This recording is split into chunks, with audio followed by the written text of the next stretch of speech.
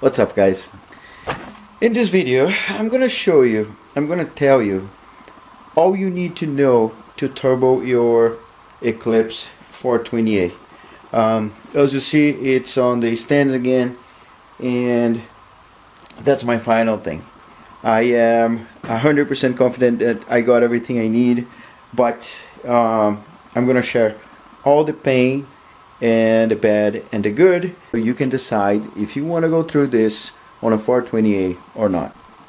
First thing to know, don't listen to people. The 4G63 is better. Yes, of course it's better. It's going to give you more power. Yes, of course it is. But some people just don't have the 4G63, right? And maybe you can slap a cheap turbo and be happy on a 420a, right? To me, it was a challenge, and to me, I want to prove everybody wrong that I talk trash about 420a. 420a is a good engine. It's fun to drive. To be honest, this here, the way it is right now, and that one, OEM, not thinking that is a Supra, right? Just the engine to engine. I have more fun driving this year because of the noises and the pull in your back. And that one is probably has 220, 240 horsepower. OEM is not a turbo version, and this one has more right now. So it's fun. It's more fun. That's one. And don't worry, I have an engine on that one, just waiting to get turboed, and it's going to go in there also. Number two. You need to look into your tensioners.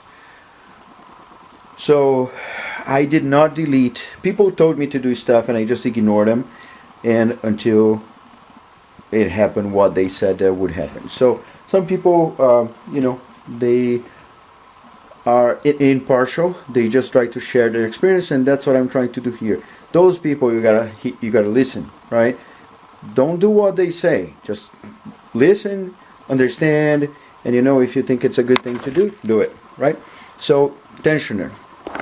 In here, power steering. This is the belt for the power steering, and there is a tensioner that goes right in here. See that little fishing hole right there? This guy here. There was a pulley that would go here, and the pulley would pull this guy, and problem with that, when your engine gets boost, the belt skips. I lost 2 belts, and problem is not even losing the belt. The problem is the pain in the butt to replace that guy. So yeah, delete that thing. Right, I have a video of that too if you want. Just go through my list of the Eclipse 2G project, and then you're gonna see this here. Third, wastegate. You cannot get a wastegate that is too tall. Here, for example, I have the manifold, which is the cast iron manifold, super heavy, and they last forever, right? But the problem is it has a 2-bolt flange type of wastegate, and the wastegate I had for the 2-bolt flange was huge. It was a little taller than that. So as you see, it was hitting in there, and my hood wasn't shutting. I was forcing. What happened? I ended up pushing here, and I broke it. So I ended up getting this wastegate here, which is shorter, and using the same converter between a 2-bolt flange to a V-bend. The one I had was aluminum, was a little taller, and same thing happened. Ended up pushing until this thing cracked. The adapter cracked. So this adapter is shorter, and it's made out of I was gonna say cast iron. Other material is not aluminum, okay, which is harder, and this is lower, which I don't have that problem anymore. Okay, so that is another one. The other thing is from the wastegate, you need to be sure when you route this is not going up, because also when you go up, you might kink your hose, and then it's not going to tell the turbo what exactly to do, and then you're going to end up with only 7 pounds of boost or whatever spring you have in here. Fourth, do not use the little filter in here. You need to install a catch can. And one big problem I had, and now you can see how it is, my catch can, there's no space. And as you see, I deleted the battery, so I have some extra space for this here, right? I also don't have an ECU, which gives me a little extra space, but I have a bunch of wires. So I end up putting in here, I have a catch can, there's a little open and close here, and this is going to get the oil that got trapped in there leaking. I will have a hose I didn't get yet that's gonna go from here all the way to the back, and when I'm ready I just put a cup under the car, open that little door, the oil falls down, and I'm good to go. And with this one you have two ways. You have a way to get two inputs, one from here, one from here, which is output from the cylinder head and from the valve cover, and then goes there, and you come out with a 1, which technically is a clean air, and goes back and recirculate to the intake. Or you can not use this and get one in, one out, and use a little filter thing. I choose not to use the filter because, as you see, I don't have space. It's not going to shut. And second, there's going to be pressured air, and if that pressured air comes back in there, I'm good with that. Yeah. And this other one, if you have a welder, you don't need it. Otherwise, eBay, Amazon, I'm not sure who else is going to have it. 420a is very specific. You need to get a kit for the intercooler pipe kit that is already made for 420a. So this part's here, it was from another kit, but as you see down there, see it's going down and it's welded, and then it gets smaller. This is actually thicker, goes all the way. Then I have my intercooler, and then this side here you see it's smaller, which I don't understand why, but fair enough. You get the adapter and put it in there, and then you get it down there, it goes and come back up here right on the turbo. So this was perfect. I got this kit on eBay.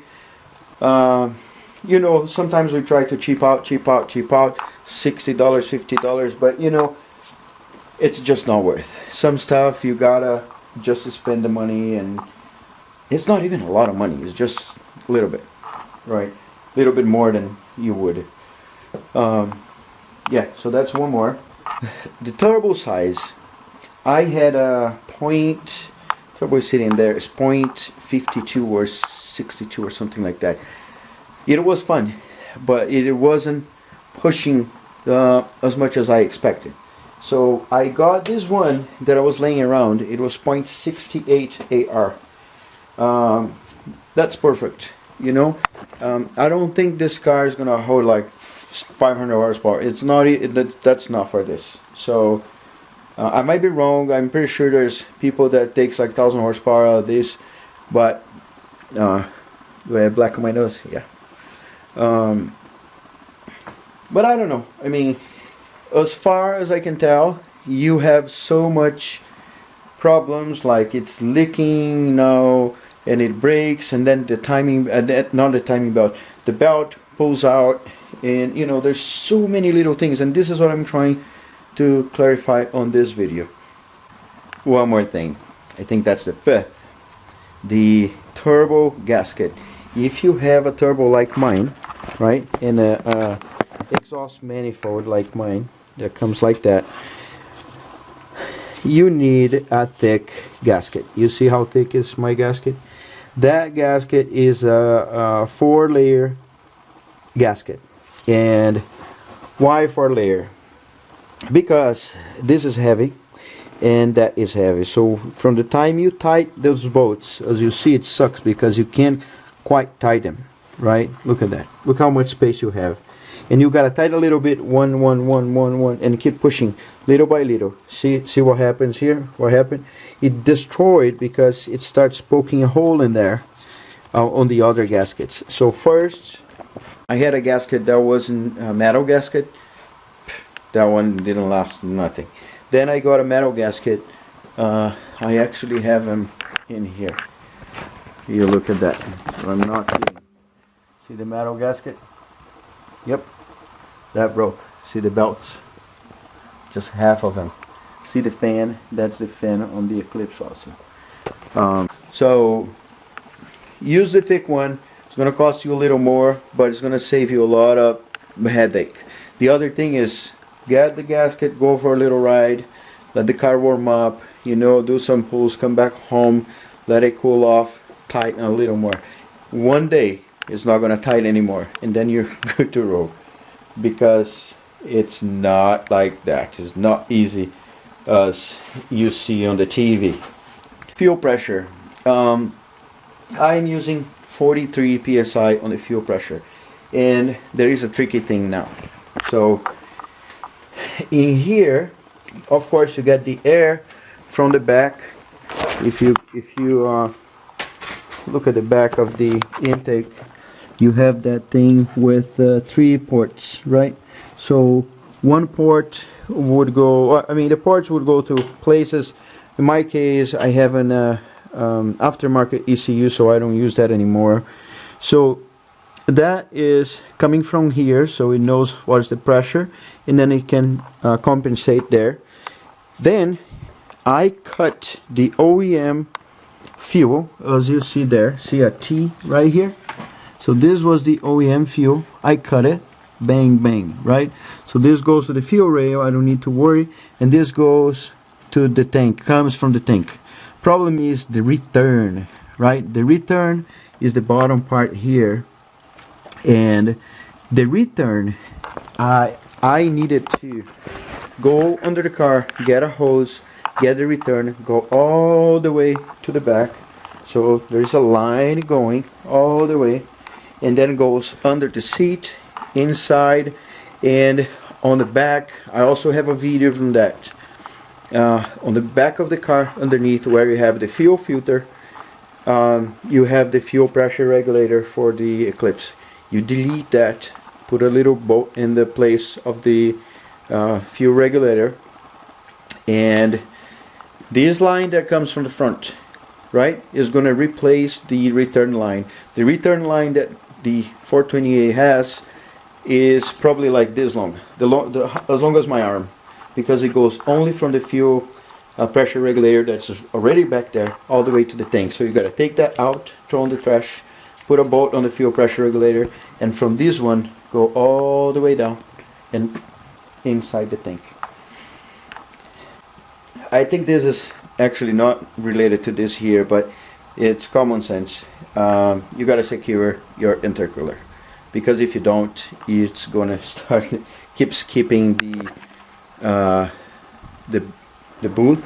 And it's like me, a person like me, I sometimes, it's like this is gonna happen right now. I'm gonna tell you in the end what I'm doing, and I have a part coming on Wednesday, and I'm gonna weld some stuff in here, but I'm not gonna be able to wait till Wednesday because I want to test this tomorrow.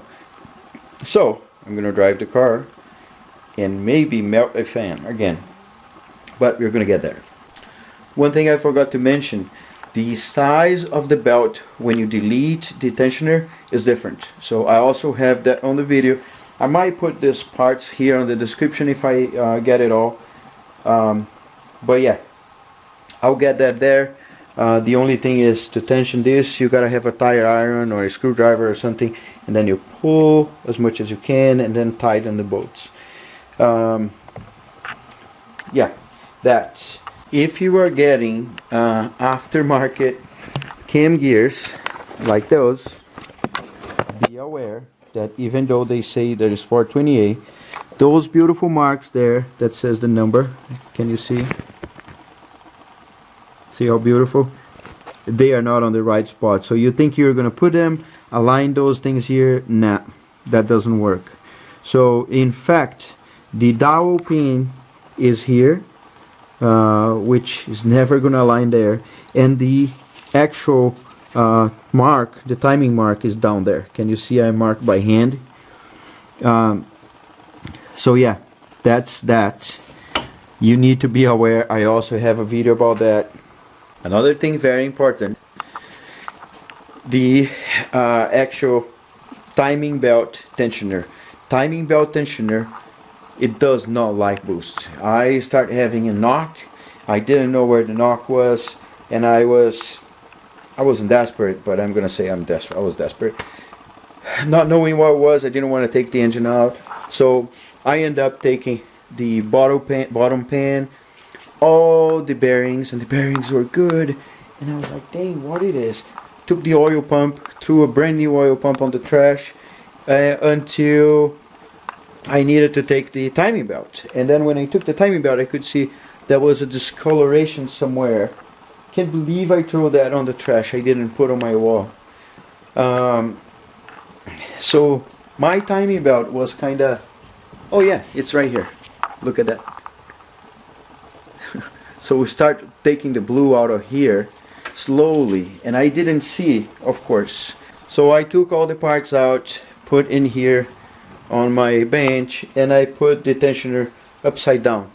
All of a sudden, next day, I had a little puddle of oil from my tensioner. So the knocking was coming from the tensioner as the belt was getting more and more speed fast. The tensioner was making, and that was my knocking. So replaced by the mechanical tensioner. Do that as you build your engine. Don't do like me. You know, sometimes I try to save $150 because a tensioner would cost, like a whole kit would cost $80 with a pump, and you know, and the work I've done after this was done and on the road and I was able to drive it, I couldn't enjoy because I was replacing those stupid things. So tensioner, replace it. The oil cooler. I don't know if you really need oil cooler. I guess it's a good thing to have, especially because the exhaust goes right below the oil pan. So if you have oil going through a larger area, you know, cooling off, even though it heats up a little more, you get cooler oil getting in there. So, but I'm not talking about having it or not. I'm talking if you have it. Do not buy eBay oil cooler with the sandwich with the thermostat in it. This has the thermostat, and I got less pressure from this thing here that I get from the other one I got without it. The reason why I got it, because I end up pulling my turbo feed line from here, of course, right? Because that's what this is for. Also, and also my oil pressure sensor. And what I start realizing was that when I start the car, oil pressure was 0, which means turbo was not getting oil either. So when I start driving, just cruising, 0, 0, 0, 0. If I floored it, the oil probably would get hot too quick. Boom, it would start, it would open, and the pressure would go up. Problem was not just that. I also realized that the pressure wasn't good enough. So I decided to, I mean, it was 40 and then it would drop to 20 when the oil was hot. And then I thought, okay, I'm gonna get one that is not, it doesn't have the thermostat. I got same brand, so I'm not trashing G+. I'm just saying, you know, you see here what is the space you have when the thing is closed. So you would think that some oil would pass, but yeah, apparently not enough. So I don't know. I just don't want to deal with that anymore. I'll never get eBay with thermostat, and to be very honest, I'm very skeptical getting something like that with thermostat. So no thermostat and it's going to be good to roll. I already touched that subject, but for the exhaust, you need the whole kit for 420a, 2.5 inches. It works perfectly. You need to weld, unfortunately, some of the brackets into the exhaust so you can hang in your car. So yeah, you might need to take it to a place. I end up buying a welding machine which I have used for, so that was great. And you need to fabricate the mid pipe, which is this guy here. And to me, my down pipe was made by a friend, Chess. He kicked butt in here, man. This thing is beautiful. It's perfect. It goes right in the middle. The only thing is, when I make this here, when I made it, I didn't calculate very well, so now it's touching the new fan. We're gonna touch on that subject too. So this here you need to fabricate. So I got the input on the offset, output in the center. I welded this guy here, and I got this little thingy here, which it is a must-have. You gotta have that because it flex. If you don't have the flex, you're gonna crack stuff. So this, you need that to avoid putting pressure on this area here, right? Pulling it down and all that stuff. You need to keep it flexible because the engine moves, right? This is going to get hot. So if you can replace the radiator, do it. If you don't want to replace, like me, I kept the OEM. It's brand new, but it's OEM aluminum. You need a shroud with the fans, and as you see here, I got a good set of fans with the shroud. And first problem I had was that downpipe was too close to the fan, ended up melting my second fan. That was what I showed you there on the wall, is the first fan, and that was because my dump pipe was pointing that way, so it was getting hot and I got screwed. So yeah, so you need a good set of those guys, and you need to isolate the temperature as much as you can. So I got this here from my BMW. I have a lot of parts there from the BMW that I put a 2JZ, and the other one is here, and that's the part I'm waiting for Wednesday. And that's what I was just saying. When I this was here, as you see, it's too close. It was right here. So it can't be like that, because this is going to get hot and it's going to burn. So I need to move that way. Moving that way, I will need to cut, and I'm making a video about this, I will need to cut this much to this blue line. So from the end of this here to this blue line, I'm going to cut this much, and this is going to fit down there like a charm. But you know, all I'm saying is stuff that I experienced. I'm going to show you something what happened. This here was pointing up. I touch my hood when I shut in here, end up cutting this guy, cutting it. This was hot. I had air out of here, and look at my hood. It burnt from the outside, from the inside to the outside. Now I have a yellow hood. I'm going to wrap the car, so I'm not quite crazy about it, but you know, one more thing to look. And I guess the last thing is my ECU. I got a Speedy EFI, which is a Speeduino fish dog ECU. You don't need a mega squirt. I started with an AEM, and to be very honest, I didn't feel like buying a ECU that was made out of a Raspberry Pi, or you know, this kind of stuff, and I ended up getting the Arduino one.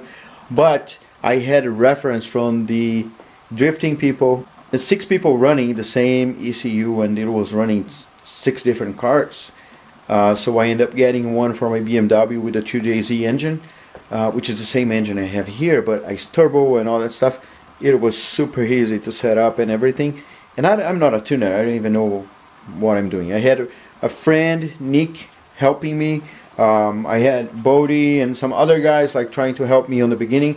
But you know, it is a good ECU. That's what I'm using here. If you're gonna get not a piggyback ECU, but a standalone ECU, right? So you take the ECU out of the way. You need one of those guys here. What the heck is that? So that's a voltage regulator. What does that do? So the alternator, which is on the other side of the car, is running and is generating 15, 16, 17, 20, 24 volts and keeps generating, right? This thing here tells the alternator generate and stop, generate and stop. And this on and off, on and off, on and off, keep the alternator won't stop, but the alternator keeps grabbing and saying, okay, take this, take this, take this, and it regulates to 14.7, 14 point something, so your current doesn't go much over.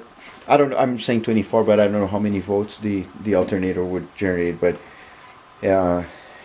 it would, when it reaches 14.7, it cuts, say don't generate anymore, and then it drops to 14.5, generate more. So it keeps going up and down, up and down. For us, we don't see anything, we can't see anything, but that thing is like working every millisecond like crazy.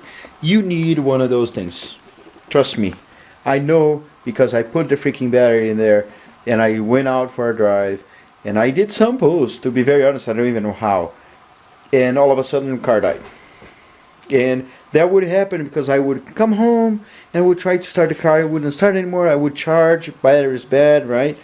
And until the day I went for a longer drive, car died. And yeah, no good. And now, you know, just the fun part. If you, I mean, you need one of those boost controllers, or manual, or you can get digital. My accent kills me sometimes. You know, for me this one works fine. I don't need anything fancy right now. And the other thing is, because I'm using that ECU, I was able to remove the coil pack and the cables. My cables were broken, and for me to make it work I would need to buy new cables. So then I thought, well, I'm gonna make it sequential, which is called waste co-op. It looks pretty cool. I mean, I love it. Those are VAG coils, which are used on the Audi R8. I had a person saying, this is not Audi R8. Yeah, they are. They go on Audi R8 and they go in on other Volkswagen and Audi vehicles, and I think GM. VAG is Volks, Audi, and GM, I guess. I don't know. Pretty much that covers all the bad stuff I went through. And of course the cap. I had a problem with the cap too. So everything you can to keep the heat out of this, you do. This here, I didn't talk anything about this, but yeah, it's a turbo blanket. It's needed. I'm waiting on the actual tape to put in here. It's needed. Downpipe, to be honest, I got this on eBay, this little curve in here, and then I got this flex pipe, and it's working very well. And this flex pipe, you can just flex whatever way you want, and you're gonna have your downpipe right there. It does work. And I also got a heat tape, you know, those fiberglass, the one hanging here. See that tube that's blue with the black? Yeah, so that was blue all the way, but because I keep running the car without the exhaust for a while, of course tuning and all that stuff, it ended up turning into a black thing. So car's pretty clean. This here I should cut, you know, make it better. My transmission is leaking. and just now I realized that it's from the little plug that goes in there, so I need to get a new plug. It is a non-stop work. Yeah, you think it's good, you go for a drive, and then you're happy, and then you keep doing pulls, and then all of a sudden smoke, and then you're gonna see there is water that's coming out of the cap. Then something, you hear noise and the belt goes out. Then you keep hearing yang, and your fan is melted, so it's kind of not working. So everything I told you here is stuff that I went through. So I guess if you pay attention into all those details I just told you, you're gonna end up with a car like mine, that you can use, you can drive. You know, well, it's a pretty cool setup I have. And yeah, the pods here, I got the pods on eBay. The other thing is, I got AEM, the O2 sensor, which is a wideband O2 sensor. You can't put those things if you're using OEM ECU. You can put this, you can put that, but I don't know how the turbo is gonna work. I had a guy telling me that he had a OEM everything and everything worked. So yeah, I had blue lines, you know, some cool features in here. Everything's kind of clean, and a noise here. But this is not because of 420a. This would be Eclipse. The only thing is my ECU. I heat on the floor, and I have my cable here. And now I'm gonna get a double DIM radio put in here, plug this cable there, and put a cool software like I have on the BMW. Watch the videos on the BMW, it's pretty cool. Yeah, so I'm about to finish the Eclipse, and because the drifting season is coming, I will need to put the Eclipse and the Supra in the storage. So the Supra, just today I was able to go for a ride legally, right? I could go a little further. You can see how it looks, I guess. Yeah, I replaced like all the dash and stuff. So the steering wheel, shift knob, you know, the seats are next. Look at that. Yeah, it's a pretty cool car. I'm going to rebuild this engine. That was my dream car for years, and finally I got it. So again, you know, follow your dreams. It's like, don't listen to people. And even our family, you know, some people, they want the best for us, so they try to put their fear on us so you don't make the same mistakes they make. But you know, maybe they gave up too soon on stuff. Maybe they were not eager enough on some other things, you know. So yeah, I never listen to anyone. So that's why I end up doing this here. You know, this is one thing that a lot of people said, don't do it, you won't be able to do it, and I did it. I'm not a mechanic. I built this engine.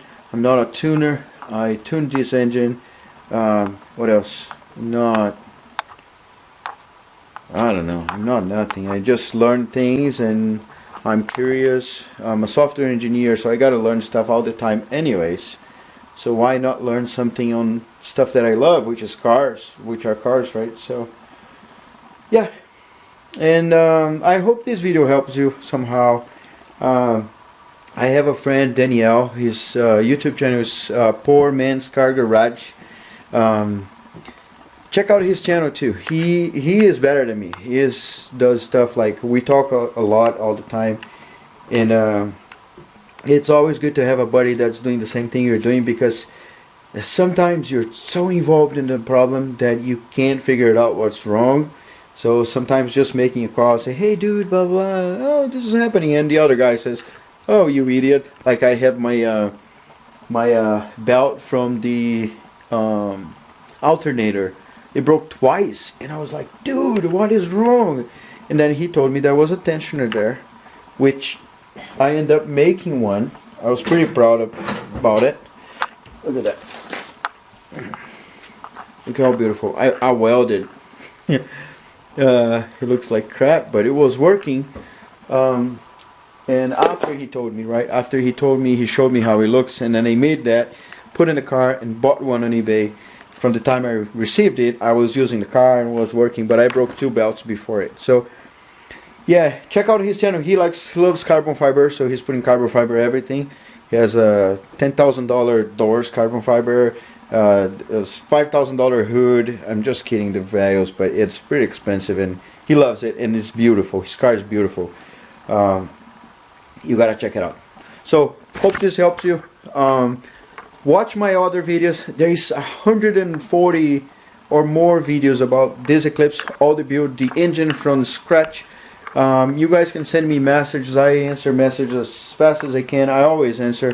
If you want to be a negative Nancy, you know, just look at yourself. You don't need to do that. You don't need to do that. Just, you know, breathe deeply and go chase what you want instead of spending a minute trying to trash someone. I do what I want. This is my car. If I want to burn it, I burn it. If I want to build a 420a, I build a 420a. If I want to build a Ford G63, which I might, because I'm curious to know how much power I can take out of that compared to the 2JZ. It's going to be a pretty cool build someday, right? But just be nice. I mean, car guys, doesn't matter which car you like. I'm gonna like it too, man. It's like, it doesn't mean that I'm gonna build one, but you know, I think it's pretty cool. Some people do things different than me, so I can appreciate it and have ideas. So I'm gonna shut up. Thank you. Subscribe. Love you.